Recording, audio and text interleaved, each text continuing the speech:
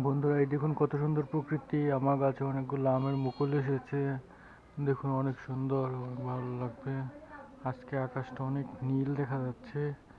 বন্ধুরা এই দেখুন কত সুন্দর, আমার বাসার ভিউটা আপনাদের সাথে শেয়ার করছি। দেখুন বন্ধুরা, এই যে বন্ধুরা যারা দেখছেন ভিডিওটির সাথেই থাকুন, অনেক ভালো লাগবে সবার।